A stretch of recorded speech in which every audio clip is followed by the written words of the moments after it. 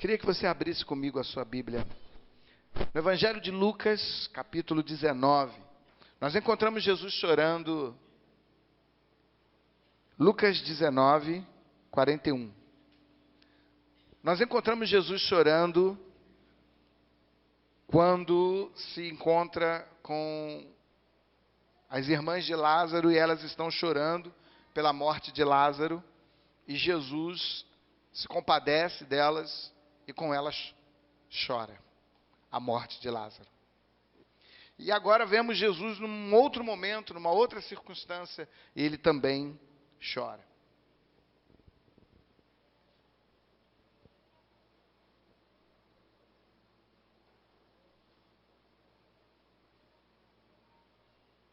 Amém? Quando se aproximou e viu a cidade, Jesus chorou sobre ela. E disse: se você compreendesse neste dia, sim, você também, o que traz a paz, mas agora isso está oculto aos seus olhos. Virão dias em que os seus inimigos construirão trincheiras contra você, a rodearão e a cercarão de todos os lados. Também a lançarão por terra, você e os seus filhos.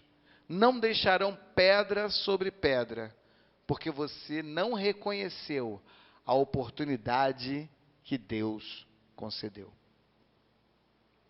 Senhor, submisso à tua vontade, estamos aqui e nos colocamos, ó Deus, ao teu inteiro dispor, para que possamos ouvir o que o Senhor tem para falar conosco hoje, nesta noite tão especial, noite de ceia. Noite em que vamos, ó Deus, sentar à mesa contigo. Mas precisamos ouvir o que o Senhor tem para falar firme e fortemente ao nosso coração. Assim nós oramos, no nome de Jesus. Amém. Esse momento não é um momento comum para vermos Jesus chorar. Não é um momento comum para vermos Jesus prantear. Nós até conseguimos entender Jesus chorando pela morte de Lázaro. Conseguimos compreender Jesus se condoendo com as lágrimas de Maria, com o sofrimento e a dor de Marta. Mas por que Jesus chorar por uma cidade? Ao entrar em Jerusalém, Jesus havia sido saudado. Jesus havia tido uma entrada, acabado de ter tido uma entrada triunfal em Jerusalém, montado num jumentinho branco.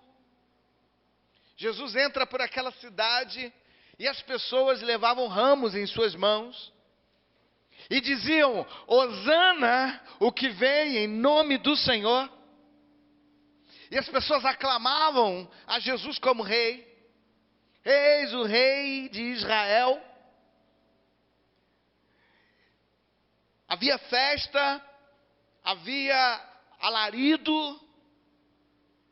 brados de vitória, de conquista. A cidade estava linda, a cidade estava toda ela preparada para uma festa muito especial, chamada Festa da Páscoa, que aconteceria uma semana à frente. Era o domingo que antecedia a Páscoa, tudo preparado, tudo harmonizado. Todo mundo, os discípulos dizendo: é agora. Olha como a multidão saúda a Jesus. E a gente entende muito bem o que é isso, porque a gente está saindo de um processo político onde nós víamos multidões aclamando Bolsonaro, multidões aclamando Lula. E eu fico imaginando como ficava o coração daqueles homens com toda aquela gente gritando os seus nomes. Não tem como. A vaidade cresce. Eu imagino que aqueles homens saíam dali dizendo assim: eu sou o cara. E as multidões estavam ali aclamando Jesus. Eu quero dizer uma coisa para você: quem estava aclamando Jesus não eram os seus discípulos. Quem estava aclamando Jesus não eram os seguidores de Jesus. Quem estava aclamando Jesus naquele momento ali na entrada em Jerusalém era uma multidão que tinha ouvido falar quem era Jesus, que tinha ouvido falar dos seus feitos, que tinha ouvido falar de tudo que ele tinha feito e reconheciam Jesus como Rei dos Reis. Hosana, o que vem em nome do Senhor. Salve aquele que vem em nome do Senhor. Bendito seja aquele que vem em nome do Senhor. E Jesus, quando se aproxima da cidade, começa a chorar.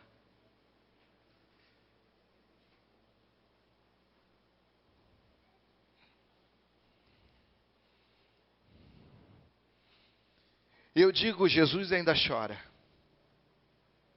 Jesus ainda chora. Você pode repetir isso comigo? Jesus ainda chora. Jesus ainda chora.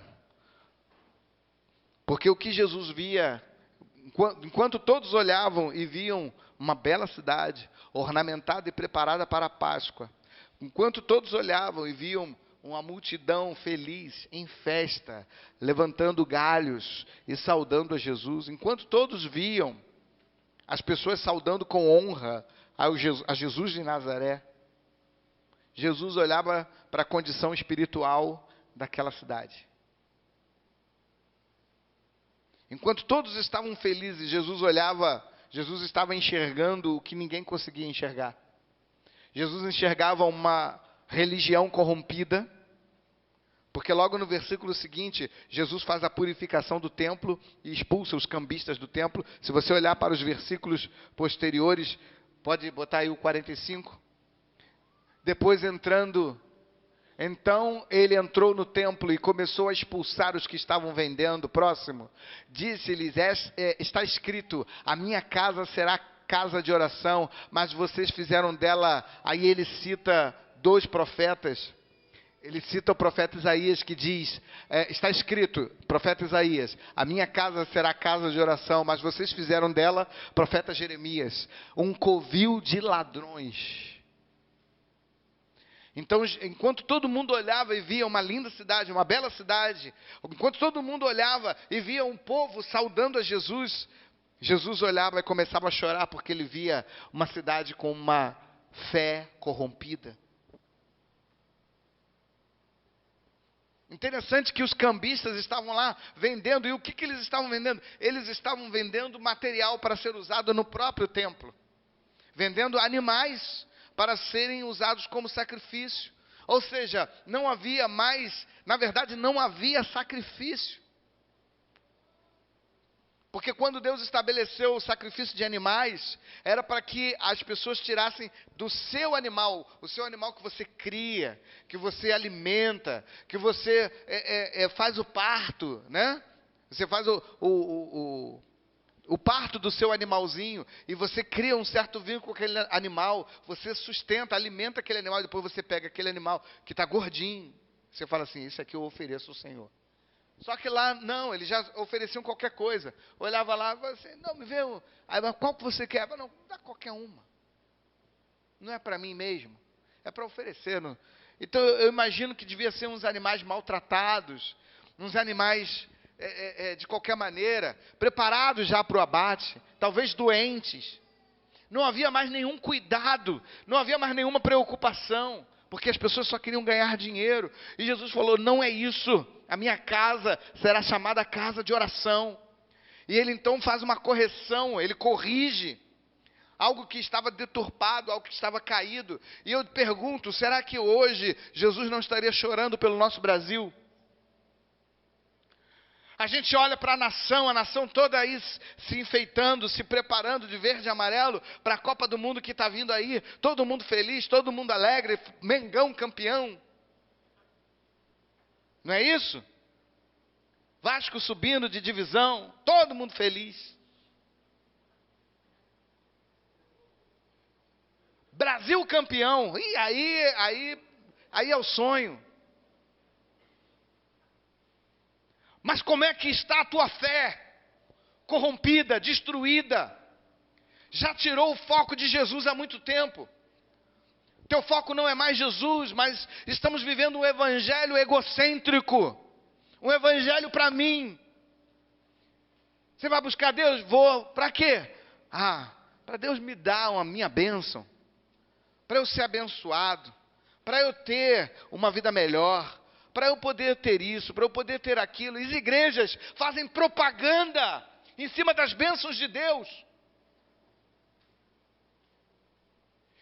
Igrejas que têm a oportunidade de estar na televisão, em vez de falar que Jesus salva, cura, liberta, transforma, batiza com o Espírito Santo, estão falando que a igreja vai ajudar você, que está com uma vida falida, a ter 3 carros na garagem ou uma casa triplex.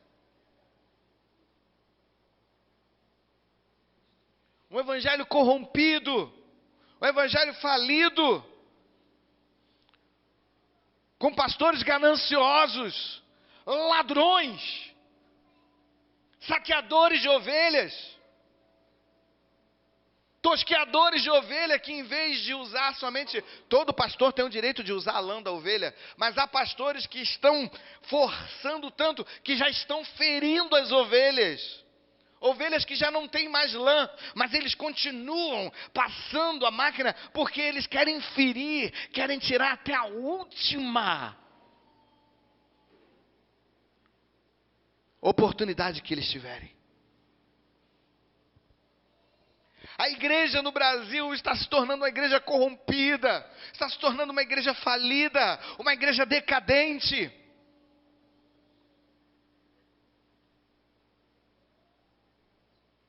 Onde os crentes não se unem mais para orar pelo Brasil, mas se unem para orar pela vitória de um ou outro candidato. As pessoas não buscam mais a Deus, a não ser quando têm interesses. As pessoas não se esforçam mais na obra do Senhor, mas se esforçam para brigar pelo seu candidato. Não defendem a fé, mas defendem o seu candidato. Essa é a igreja que nós temos hoje.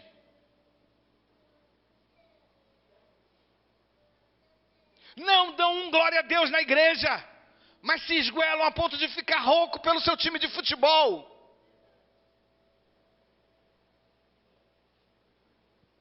Essa é a igreja que nós temos hoje. Jesus chora. Jesus chora.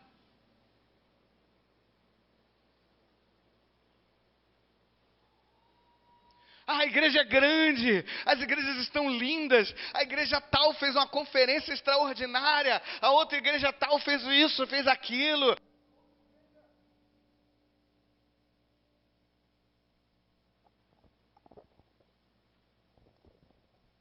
A outra igreja está grandiosa, a outra igreja está maravilhosa.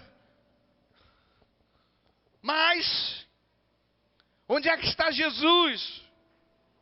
Já passou longe. Os louvores não são mais cristocêntricos, mas são emotivos.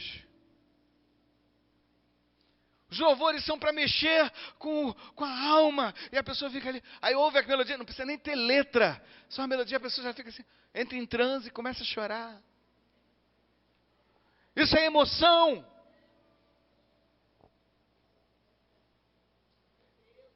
Jesus chora. Jesus chora. Jesus comparou Jerusalém a Nínive. Jesus comparou Jerusalém a Sodoma e Gomorra. Jesus comparou Jerusalém a Nínive, assassina de profetas. Jesus comparou Jerusalém a Sodoma e Gomorra, o centro, o antro da promiscuidade sexual. Jerusalém, a cidade santa. E por que nós não podemos falar da igreja? O corpo santo e místico de Deus, mas que tem tido uma postura de prostituta, porque negocia a sua fé no Deus vivo e verdadeiro. Porque matam os seus profetas se pregam a verdade. Os pastores têm que falar aquilo que eles querem ouvir e não o que precisam. Se o pastor fala aquilo que ele precisa ouvir, vamos matar esse pastor. Vamos trocar de pastor. Se é uma igreja que pode trocar de pastor. Graças a Deus aqui não troca de pastor. Aqui tem duas opções. Ou você troca de vida ou você troca de igreja. E eu quero dizer uma coisa para você. Não troque de igreja. É melhor trocar de vida. Não troque de igreja porque quando chegar na outra igreja você vai encontrar um outro homem de Deus que vai te falar a mesma coisa. Ele chora. Jesus chora. Ele, se você soubesse.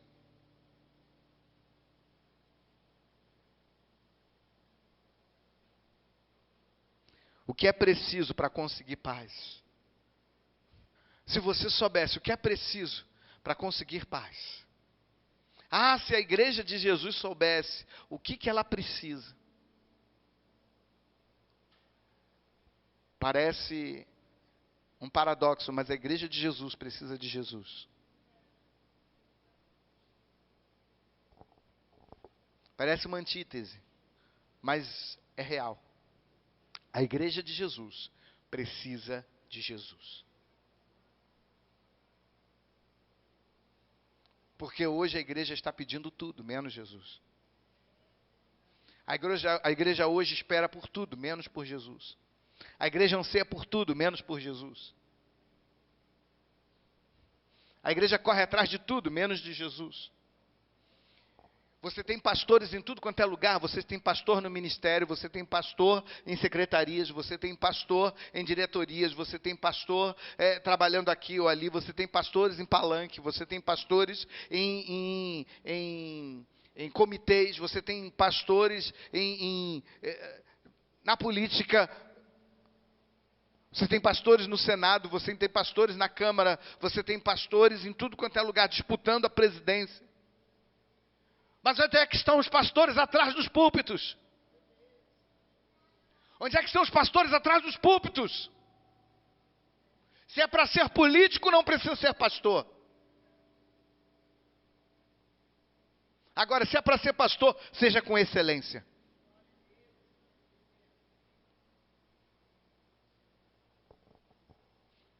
Está todo mundo preocupado como é que vai ser a igreja daqui para frente, como é que vai ser com a nova presidência. Quer que eu te diga como é que vai ser? Como sempre foi. Eu sou do tempo que os crentes pregavam nas ruas e levavam pedrada. Eu sou do tempo que os crentes eram zombados. Hoje crente não é zombado, hoje ser crente está na moda. Ainda se for da igreja da Crista. Não, eu sou da igreja tal, do pastor tal. Pastor tal tem 300 mil seguidores, 458 mil seguidores. Ele fala e tudo se transforma. Eu sou do tempo em que ser crente era cafona. Não era chamado de evangélico, não era chamado de gospel. Eu sou do tempo que era chamado de Bíblia. Lá vai o Bíblia, lá vai o Aleluia. Eu sou desse tempo. E nós vencemos isso. Como? Através do jejum, através da oração, através da postura.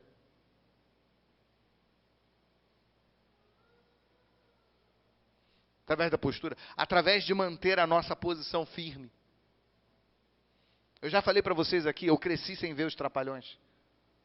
Ficar ouvindo aquelas piadas do Didi toda segunda-feira dos meus colegas falando e eu não sabia o que era. E sofrendo porque o bullying corria solto, principalmente porque nós pretinhos éramos o Mussum. Então, sempre sofrendo bullying. E eu nem sabia o que era, depois que eu ficava sabendo que era dos Trapalhões. Não sabia, mas eu ouvia. Foi assim. E sem saber o que é, eu cresci. E sem saber o que é, não me fez falta alguma.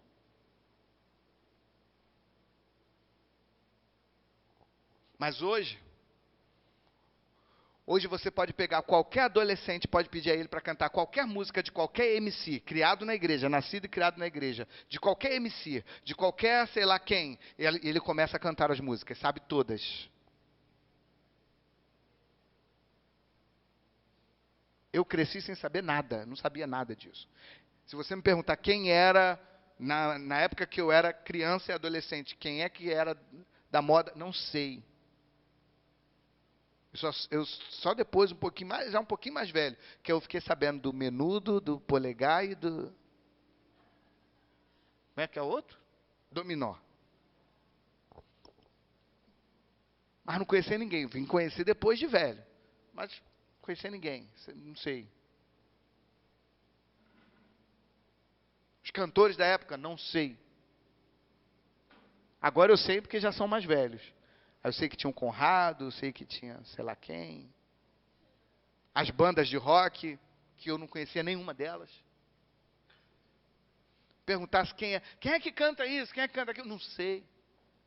Não sei. Algumas bandas eu só fiquei sabendo porque eu preparei um estudo para botar o disco em rotação invertida. Lembra que tinha essa coisa de botar os discos em rotação invertida? Eu fiz esse estudo, eu montei esse estudo. E aí foi aí que eu comecei a ouvir algumas bandas. Aí eu comecei a ouvir Inimigos do Rei, Engenheiros do Havaí. Comecei a ouvir. Aí eu ouvi lá aquela música, até nem lembro mais, o Pulsa ainda pulsa. Que Titãs, meu Deus. E o pessoal cantando aquilo. Difteria, tétano, coqueluche. Difteria, tudo que é doença. Toxoplasmose e não sei o quê, mas o pulso ainda pulsa. Febre tifoide e não sei o quê. Um monte de doença. E o pulso ainda pulsa. O cara está lá.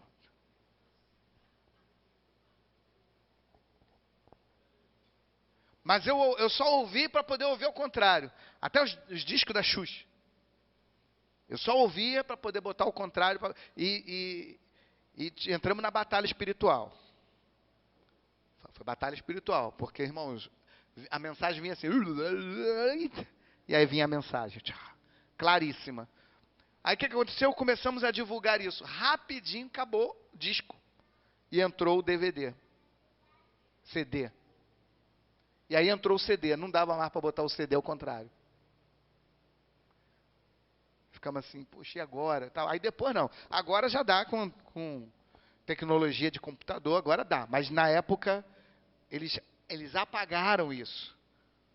Porque as pessoas, para fazer sucesso, pediam ao diabo, ofereciam suas músicas ao diabo. E não eram as pessoas que colocavam, não, irmãos. Era o diabo que colocava a mensagem invertida. Alguém fala assim, não, isso era impressão da cabeça. Impressão da cabeça, só coisa errada. Só coisa errada. Mais rápido, quero fumar. Aí, gente, Satanás 90. Num CD lançado, um disco lançado em 89. Aí, gente, Satanás 90. Sangue, sangue, sangue. E esse diabo vai enganar de novo, esse diabo vai enganar os da direita. O mínimo Jeová. Todas essas frases estavam lá. Em várias músicas. Essas são algumas que eu estou conseguindo lembrar. Mas só coisa errada. Não é possível, a gente tinha que ouvir alguma coisa, né? O amor é lindo, alguma coisa assim. Mas não tinha, só isso, só essas coisas.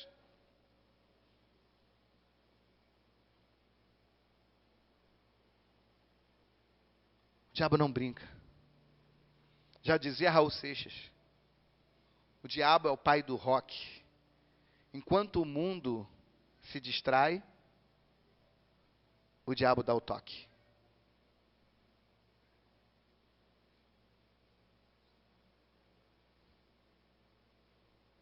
E a gente achando que, pô, não, nada a ver, tá tudo bem, tá tudo bom. A gente vê as festas, a gente vê as cores, a gente vê, e a gente acha legal. E Jesus chorando. Porque ele está vendo o que a igreja não consegue ver. Está vendo o que a igreja não consegue ver. Os profetas, seduzidos pelo glamour, seduzidos pelo status. Porque hoje não há mais profetas, os profetas estão se rendendo aos manjares do rei. Onde é que estão os Daniéis? Muita gente entrando para a política falando, não, Daniel era político, mas Daniel não se contaminava com os manjares do rei. E eu não estou falando de pecados, de escorregões. Ih, falei um palavrão. Não estou falando disso. Não estou falando disso não. Eu estou falando de corromper a fé. Eu estou falando de negociar com o reino. Negociar a sua mensagem. Profetas estão negociando suas mensagens para ter um status, para ter uma foto, para ter uma oportunidade, para manter o seu império. Mudam até o discurso. E usam a Bíblia segundo a sua vontade. Temos que estar do lado do bem. Aí o outro lado ganha. Não, temos que aprender a perdoar. Pô, legal, cara. Tu não tem postura não, né? Então assim, por quê? Não, porque se eu falar mal, vão caçar o meu canal de televisão. Eu tenho um canal de televisão e eu tenho que manter o meu canalzinho. Então, né, arrebenta o que já perdeu e, pô, vamos aprender a perdoar aqui. Gente, que isso?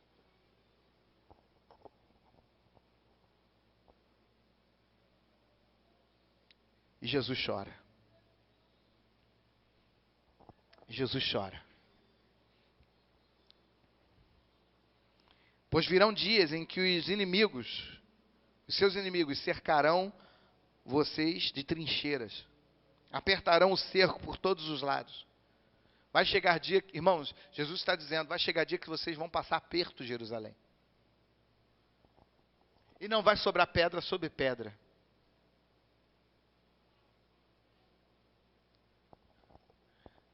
Sabe por que Jesus vai deixar a igreja passar aperto? E a igreja vai passar aperto. A igreja vai passar aperto. Eu não mudo meu discurso. Não mudo meu discurso. A igreja vai passar aperto. Nós temos recebido várias mensagens. Várias mensagens. E não estou recebendo mensagem de pastor falando que alguém vai fazer. Não, tenho recebido do próprio. Vocês conhecem o José Genuíno? Conhece? Ele já tem um projeto pronto para destruir as igrejas. Só que falou, mas a gente não pode fazer isso, porque não é só... Ele ainda falou assim, a gente tem que destruir a questão financeira. A gente tem que destruir a igreja no financeiro. Falou, só que não é só a igreja que não paga imposto. São as igrejas, são as instituições filantrópicas. Aí ele falou, e a imprensa também não paga. Você sabia disso? Ele ainda fala isso com a pessoa. Você sabia disso? Que a imprensa também não paga? Ele falou, a gente tem que fazer, mas tem que fazer de maneira que não pareça perseguição. Ele falando, irmãos. Então a igreja vai passar perto. Vão taxar as igrejas. Começa assim. Vão gerar um ambiente terrível para as igrejas. Vão perseguir os pastores. Talvez alguns de nós aqui vá para a cadeia. Talvez alguns de nós vá para a cadeia. Tranquilo e calmo. Mas é bom a igreja passar por isso, sabe por quê? Porque nessa hora que a gente vai começar a ver quem são os crentes de fato. Porque quando está tudo ok, tudo joinha, beleza. Mas e quando começarem a te perseguir? Eu sou funcionário público, irmãos, eu não posso ir preso. Se eu for preso, eu não posso pegar mais de 2 anos. Se eu pegar mais de 2 anos, eu perco o emprego ainda. E aí?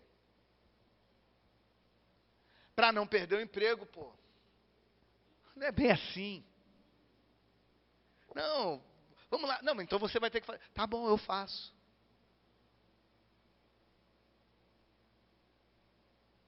É aí a hora de manter. De manter a posição. De manter firme. Porque senão, Jesus vai chorar. Ah, a igreja vai chorar. A igreja? Quem já está chorando é Jesus. Porque ele olhou para Jerusalém com um olhar profético. Esse olhar para a igreja de hoje, se nós olharmos para a igreja, quando eu digo a igreja, não é a nossa igreja aqui não, irmão. Estou falando da igreja do Brasil. A igreja brasileira, de um modo geral. Uma igreja que negocia aborto. Uma igreja que negocia drogas. Uma igreja que negocia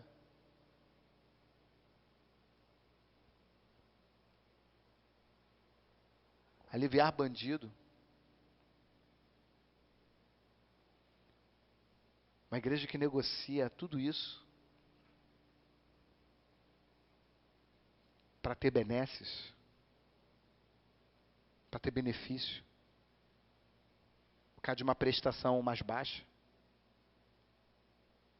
por causa de pão e circo. Porque é isso que se oferece. É cervejinha, é picanha, foi a Copa do Mundo, foi as Olimpíadas, foi tudo isso, pão e circo. A política continua sendo a mesma. Se você assistir vídeo de outros anos lá de trás, campanha de fulano de tal lá de trás, você vai ver a mesma coisa, falando a mesma coisa. Por que não vai mudar o discurso? Porque foi isso que elegeu a primeira vez, foi isso que elegeu a segunda, foi isso que elegeu a terceira. A mesma coisa. Porque o povo gosta de ouvir o que o povo quer ouvir.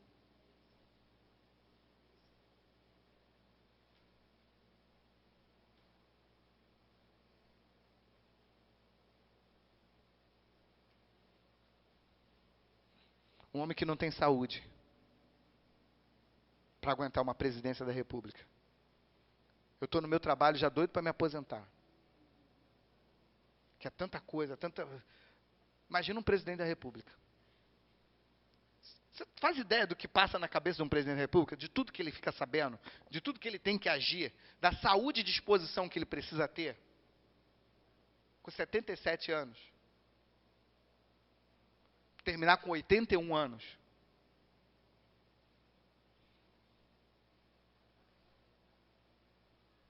Meus irmãos, se eu tenho o dinheiro que ele tem, e a disposição e saúde que ele tem, eu falo assim, eu vou cuidar da minha vida, eu vou viver o tempo que eu tenho, o tempo que me resta. O que eu quero fazer na política?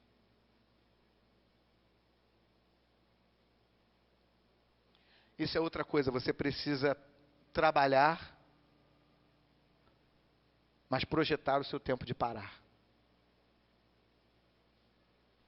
Você vai precisar parar.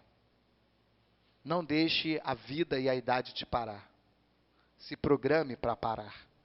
Quando eu digo parar, é parar de trabalhar com compromisso. Você pode até continuar trabalhando com prazer, por prazer, mas não por compromisso. Você trabalhar quando você quiser, fazer o que você quiser, com prazer que você quiser, mas sem o compromisso. Se programe. Você precisa disso.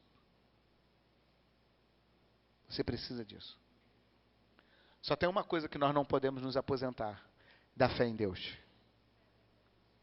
Enquanto vida e saúde nós tivermos, nós estamos aí anunciando Jesus, aos 4 cantos, falando do amor do nosso Deus, porque isso é o que somos. Quantas lágrimas Jesus derramou por você? Quantas lágrimas Ele está derramando por você?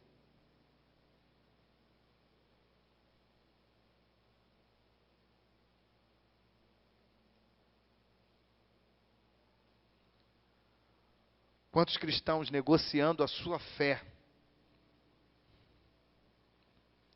apoiando e liberando bandidos. Meus irmãos, isso parece algo... Pastor, o senhor está chovendo no molhado? Não estou não, é para a gente parar e analisar.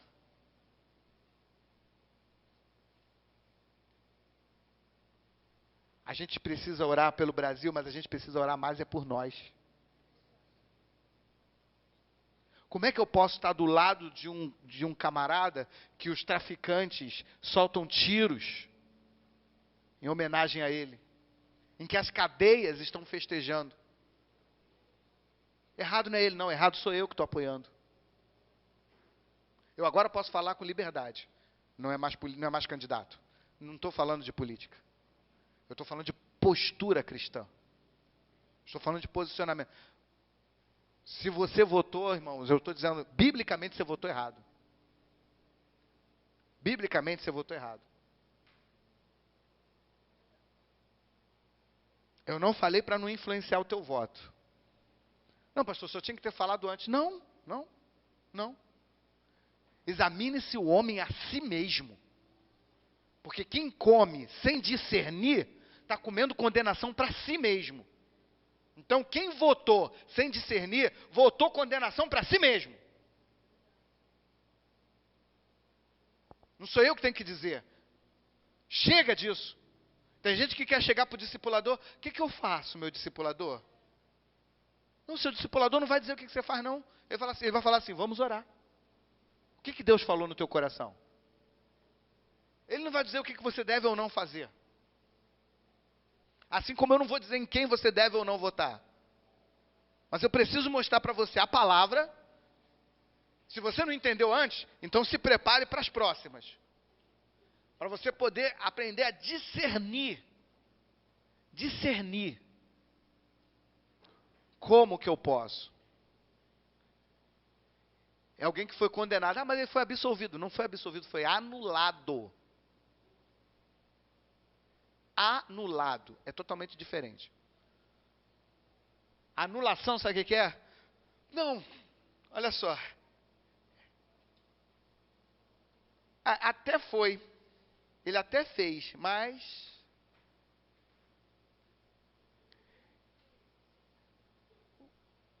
um erro de endereço. É como se alguém roubasse, assaltasse você ou matasse alguém no dia da eleição. Ele matou, roubou, mas não pode ser preso. Principalmente se não for pego em flagrante. Não pode ser preso.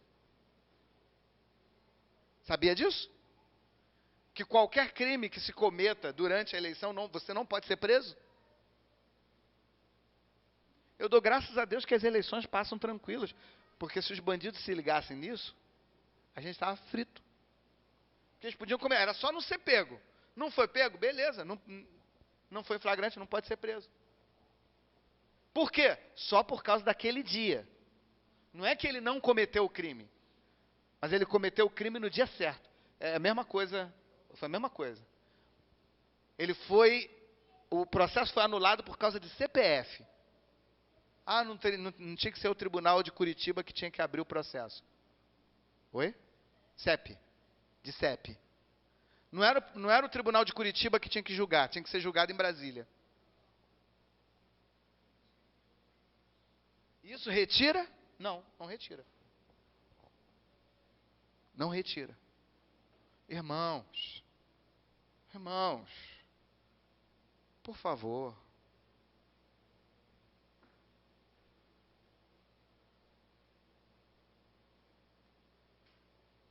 Por favor. Mas Bolsonaro também não é crente, não. E quem falou que eu estou falando que Bolsonaro é crente? Quem falou que eu estou falando que o Bolsonaro é show de bola, é o melhor que tem? Era melhor que o outro, não é ser melhor que tem. Pelo amor de Deus.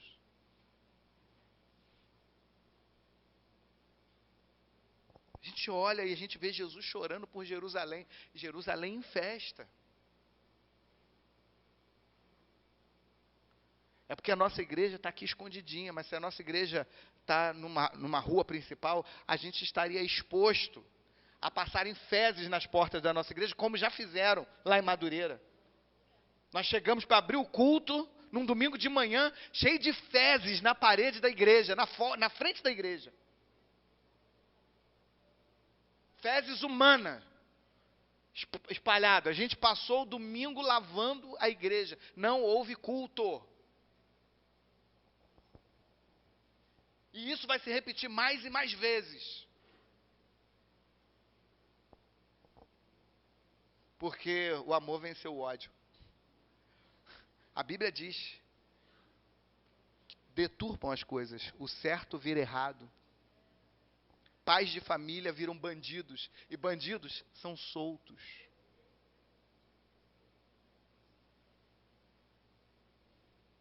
Ser hétero e ter a sua esposa é errado.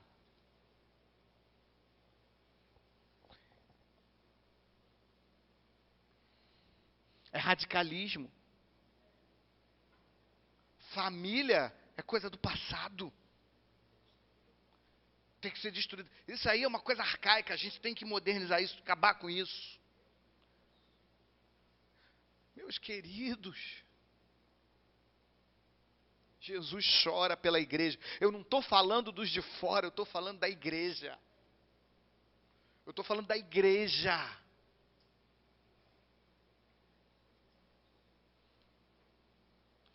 E não vem com papo de maniqueísmo. Porque eles vêm logo, não, essa é uma ideologia maniqueísta. Não, querido, a gente é muito antes dele. E a gente não está querendo dizer que bem e mal, a solução está no bem e no mal. Não está. A solução está em Jesus. A solução está em Jesus. A solução não está no bem e no mal. Adão e Eva comeram da árvore da ciência, não só do mal. A árvore era da ciência, do bem e do mal. Então, meu irmão, o bem e o mal residem em morte, ou conduzem à morte. O bem e o mal. O que conduz à vida é Jesus. Ele é a vida. Porém, nós entendemos que aquele que vive a vida caminha no caminho do bem. Não é o bem que salva, mas o bem faz parte daquele que caminha na vida.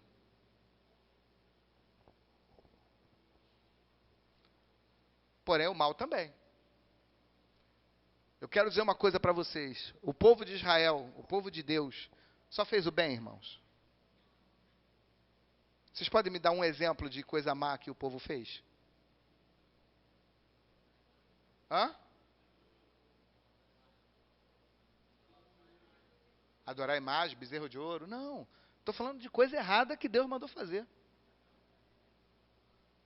Chacina. Você sabia que o povo de Israel fez chacina? Matou mulher, criança, matou bebê, matou tudo. Isso é bom ou é mal? A gente lê na Bíblia, a gente passa por cima. Mas Deus falou, mata todo mundo. É chacina. Pô, mas é mal. Ah, meu Deus. Deus não está nem no bem nem no mal. Ele está no projeto que ele tem. E o projeto dele é absoluto. Não está nem no bem nem no mal. Nós vamos olhar algumas coisas, aparentemente serão más. Nós vamos olhar algumas coisas, aparentemente serão boas. Mas Deus não está nem para o bem nem para o mal. Deus está no projeto que ele tem.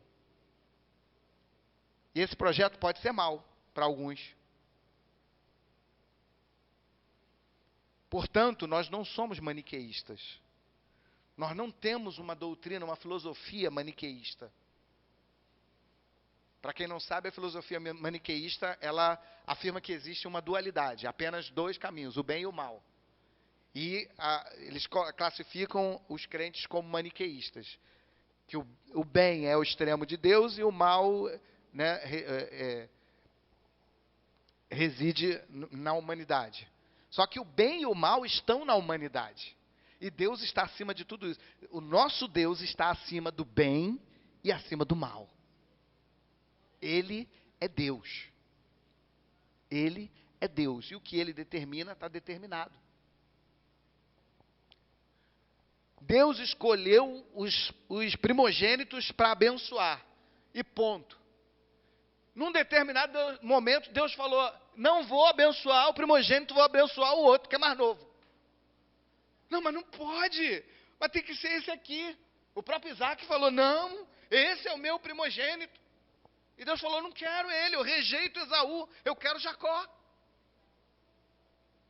Eu rejeito Rúben, eu vou abençoar José duplamente. Por quê? Porque ele é Deus. Para ele não há regra, ele está acima da regra. Ah, porque o Bolsonaro é a favor de arma. E?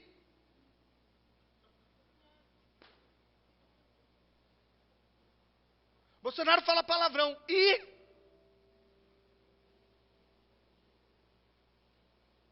O Lula ganhou. E? Meu Deus, agora é o fim. Quem poderá nos salvar? Aquele que sempre nos salvou. Não é o Chapolin Colorado. Mas o Jesus Cristo, Rei dos Reis, aquele que verteu seu sangue carmesim para nos resgatar, para nos salvar, para nos purificar.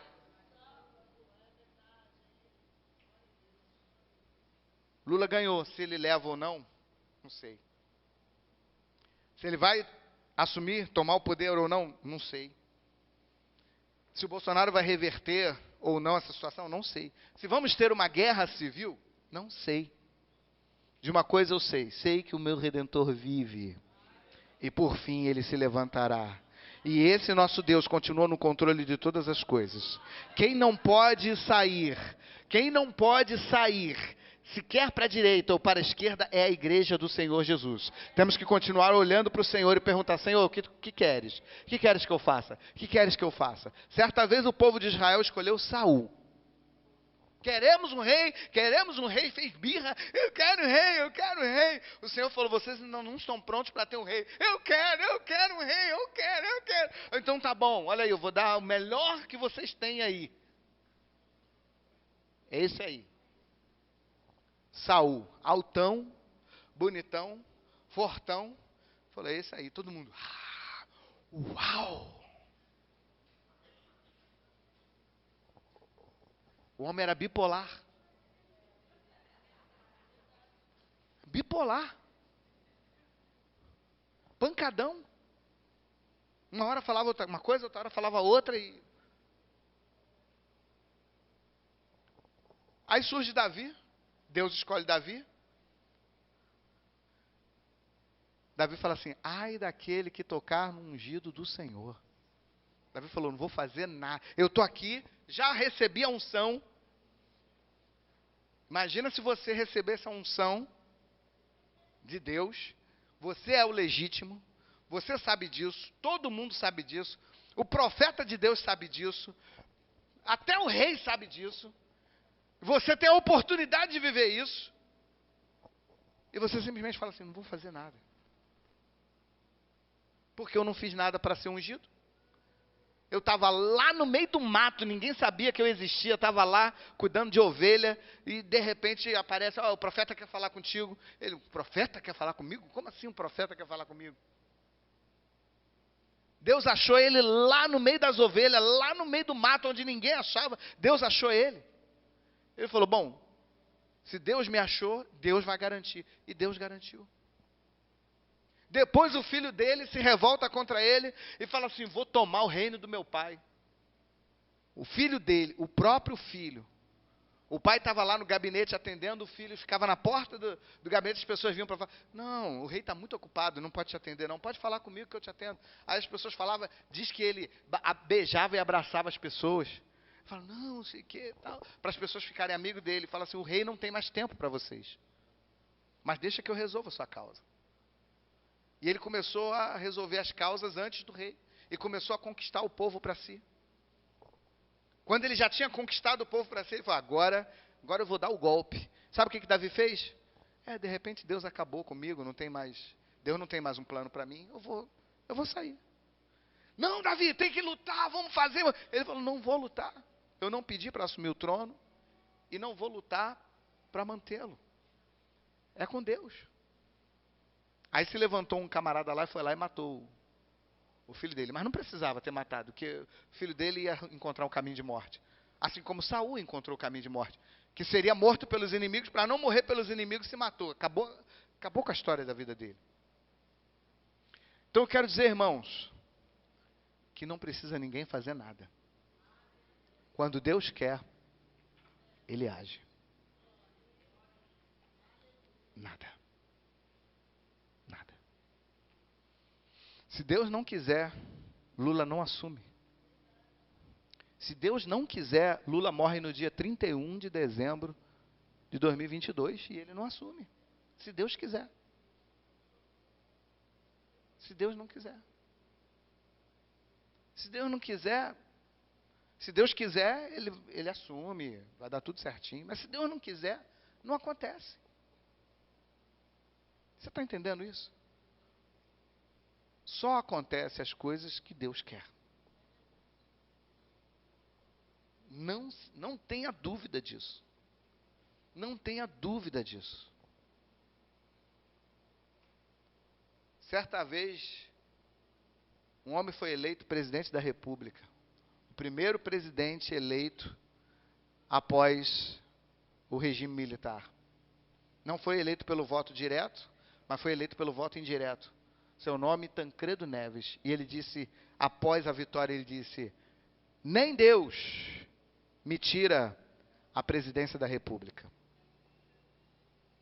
Esse homem nunca assumiu. Adiaram a posse. Adiaram novamente a posse, porque ele estava internado. E falaram assim, não dá para adiar mais. Vamos ter que empossar o vice. Não, mas... E aí, botaram ele... ele está acenando para o povo. O homem já estava morto. E agora, como é que nós vamos falar? Como é que vai ser? Se a gente falar que ele morreu, os militares vão querer assumir de novo o poder. Como é que vai ser? E aí aconteceu. E nós tivemos, então, José Sarney, que não foi eleito e foi o presidente. Quando Deus quer, Deus faz. E ninguém muda isso. Ninguém muda isso. Então eu quero que você entenda o seguinte: quem não pode mudar somos nós, igreja. Jesus chorou por Jerusalém. Não deixe ele chorar por você também. Jesus chorou por Jerusalém. Ele chora hoje pelo Brasil. Ele chora hoje pela igreja brasileira que não soube se posicionar. Mas não deixe que ele chore por você. Mantenha a tua vida no altar. Estabeleça uma vida de cristão de fato. E viva a vida que o Senhor preparou para você. Que Deus vos abençoe.